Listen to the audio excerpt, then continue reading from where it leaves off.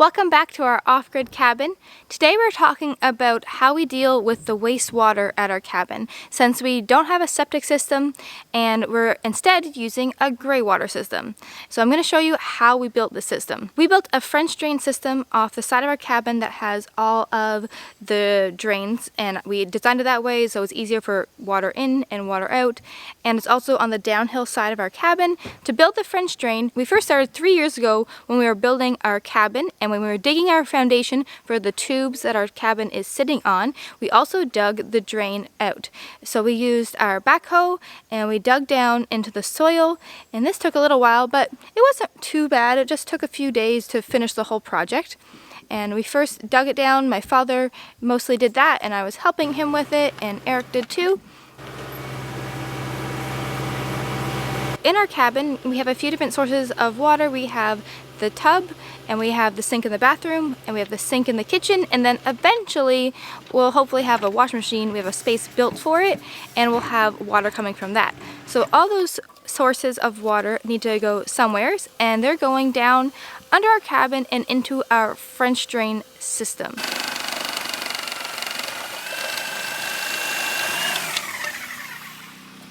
We use pipe glue in between each pipe section just to help keep it secure and making sure nothing was going to move around or detach later on.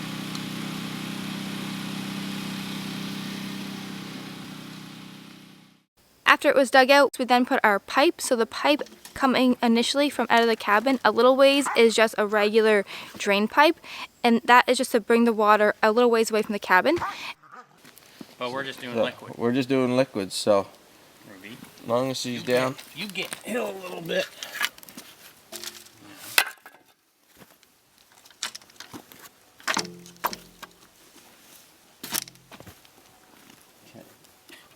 Go. Yeah, that's going downhill pretty good. Measure out from that 90 at 8 feet now. So this is only gray water. There's no black water because we're going to be doing a composting toilet. So all of our water that we've used is safe to drain back down into the ground. We'll be making sure that all of the soap products we use are safe to be used in a gray water system, and they're biodegradable and can go back down into the ground.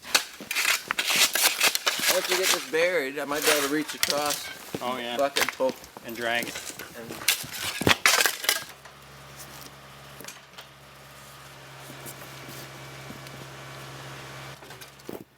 Once the pipe was buried and we were happy with everything, we then covered it with styrofoam just to help things not to move around in the frost heave. We have a very deep frost here, and so this was to help insulate it and help it not freeze up in the winter, which is also why we went so deep with this, is to help our water be able to drain year round.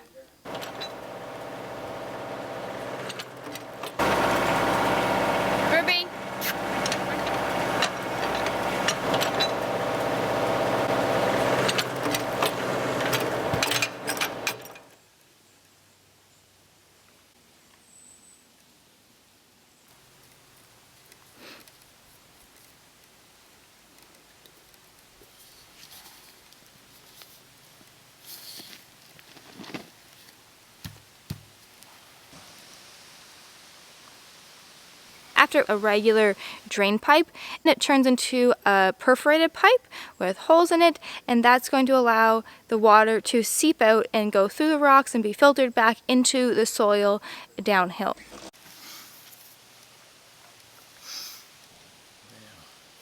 More grade than we want. I think I wanted about half a bubble or so, so I think we wanted about like that.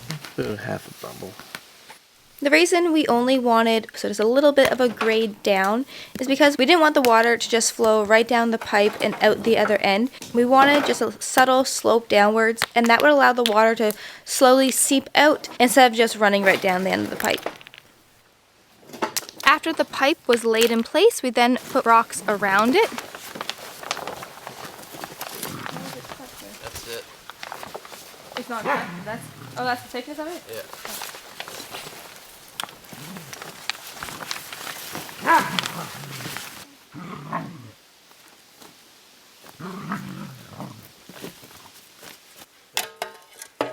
Tires that'll go there.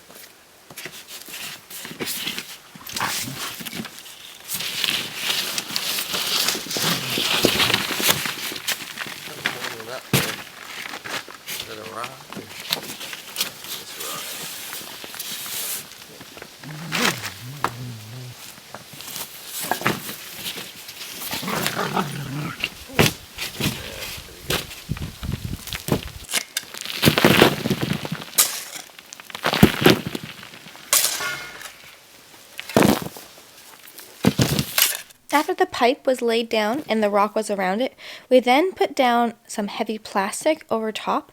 We only did this for the part of the pipe that was the perforated pipe. And the reason we put down this plastic before we put down any dirt was to try our best to keep the soil and small sediment from getting in the holes in the pipe. This won't protect it completely, but it definitely will help keep those holes free and open for water to seep out of.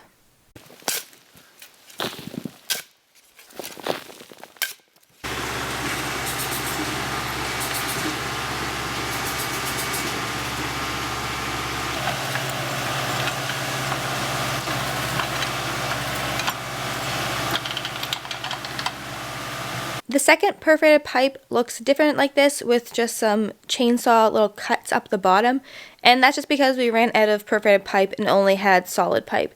So if you're going to buy this, you would just buy the same ones with the holes down the side. But it worked for us. Stick this one on the end.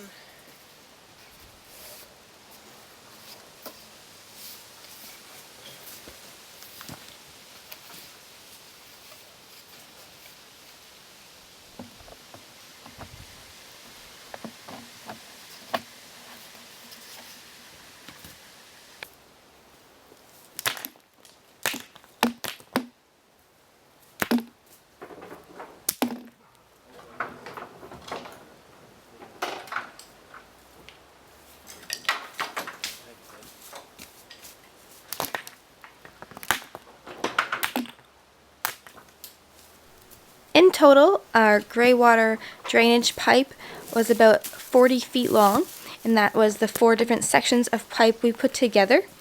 And these cost about $25 a piece, so in total, our pipe system only costs around $100. And then also, if you didn't own a backhoe, you would have to rent a backhoe to be able to dig this out, which would not take very long if you hired someone to come do that. It would take a long time though if you chose to dig it by hand, but of course that is possible, but I recommend using a backhoe if possible.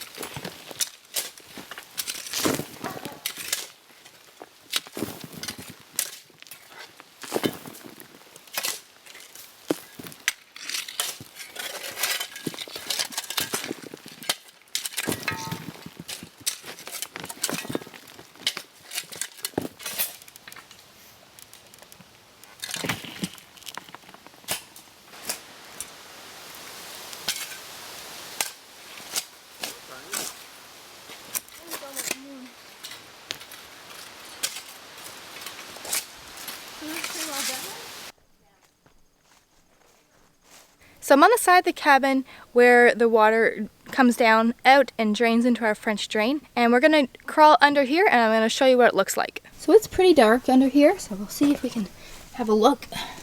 So this is the drain pipe. It's not quite finished.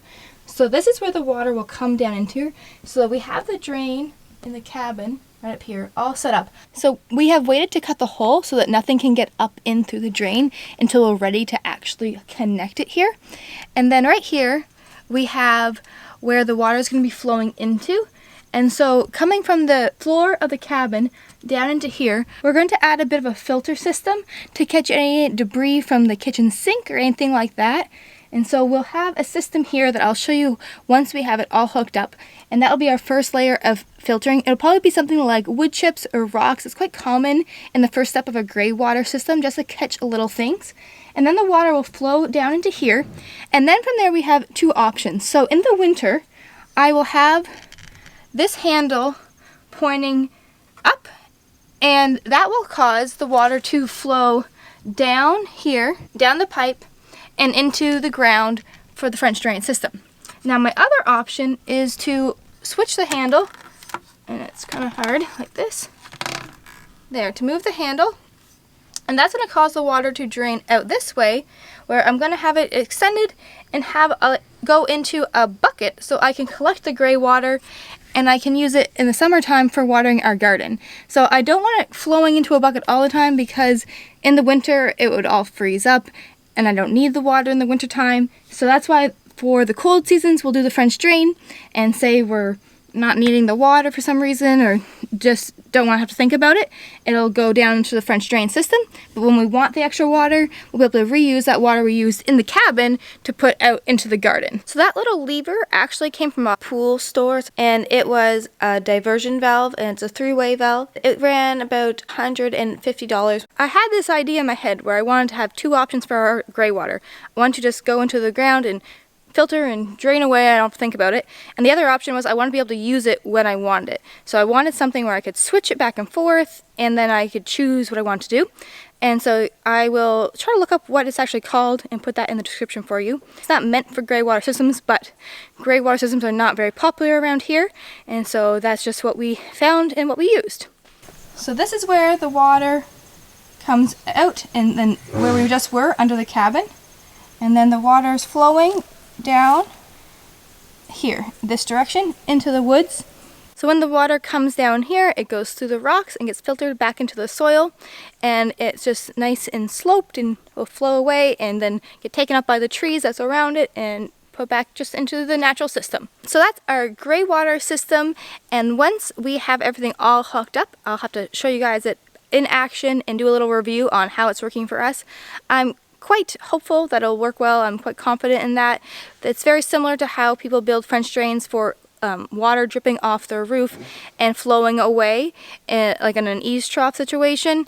But what we're actually doing is we're going to be collecting the water in our rainwater collection, and so we're just using it in between the two. So instead of it just dripping off the roof, going into a French drain and flowing away, it's dripping off the roof, going into our rain catchment. We're using it, and then it's going into the French drain and going to be flowing away. So that's our whole system. If you have any questions, leave them in the comments, and I'll do my best to get back to you. If you're interested in our rain collection system, stick around and subscribe, and you'll be able to see that once we have it up and running. And it's starting to rain now, actually, so I'm going to be heading in. You can hear a little noise. We're working on the interior of our cabin today, and so thanks so much for watching. Have a great day, and I'll see you on the next one.